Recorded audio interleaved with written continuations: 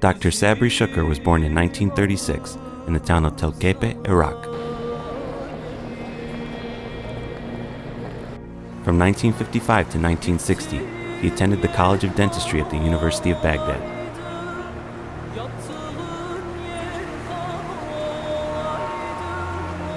In 1966, he married Dr. Najiba Deki.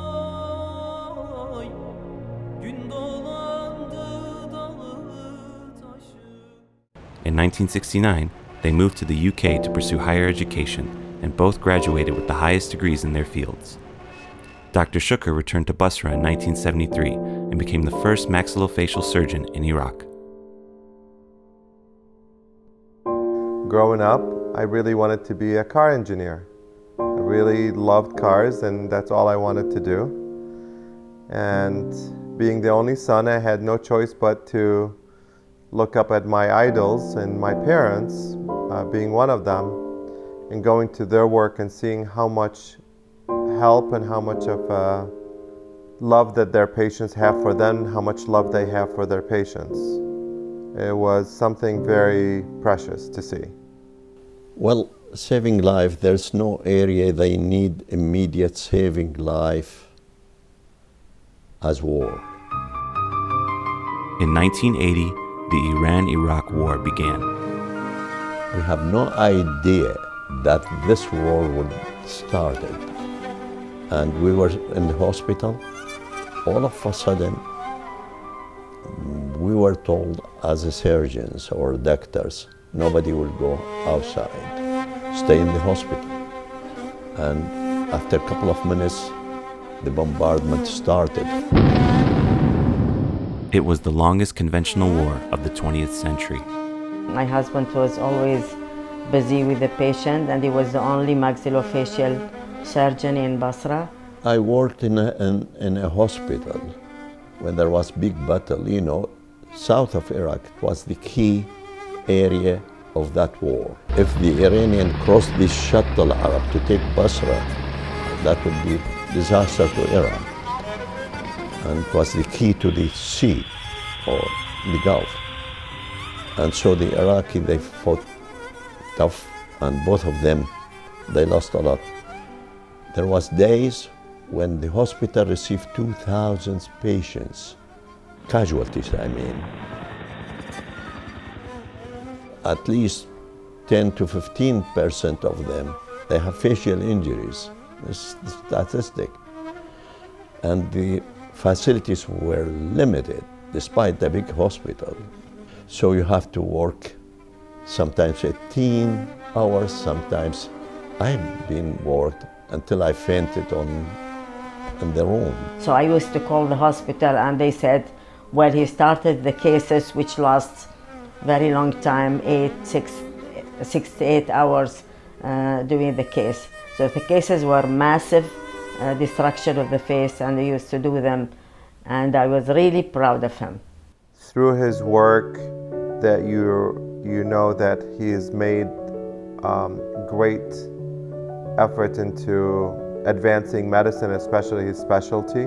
His desires to further himself and further the care of medicine through his knowledge and educating other physicians and teaching them. It's something second to none. I haven't seen it any other person as dedicated as he is.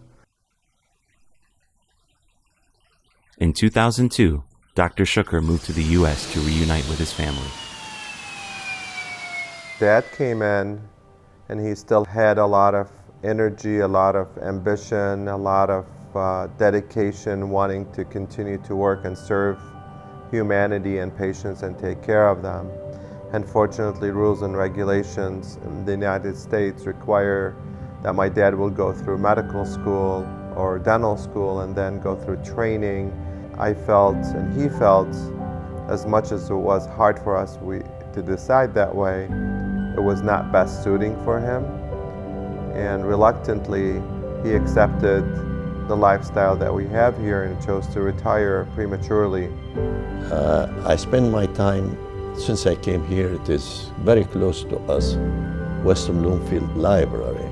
I used to go walking to it every day, and they helped me a lot. Dr. Shuker continued his research and published 45 articles.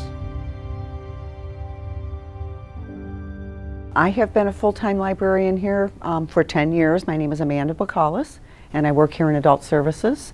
And he has been here as long as I have been here. It's a total pleasure to always help him. He's so patient. He waits very patiently for us because sometimes our reference desk can get extremely busy. And he never has a crossword and always has his sweet, beautiful smile whenever we help him, and it's always such a pleasure to do so. I keep hearing every week, every month, there's a new article being published in US magazines or European magazines, and that gives him a reason to continue. He feels that he's further serving and helping people in his own way, get them better with the new techniques and the new work that he's accomplished and done in the past, and sharing his experience with others.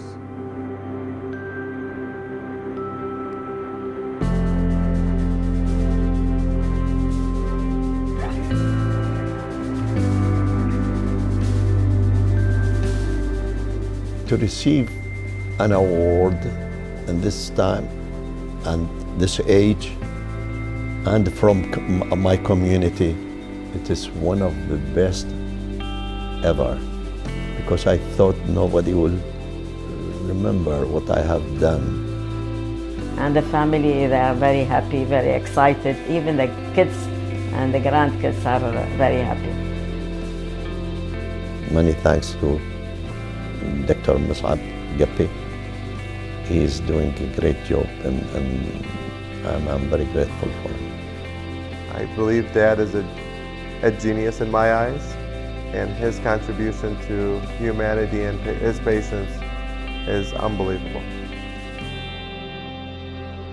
The best thing is to encourage your family, your kids, to have education. I mean, it is not how much he has in the bank. No, how many books he read, how many degrees he got. And it is the best to our generation to go to have higher degrees in whatever specialty. Be the first, not second, in your field.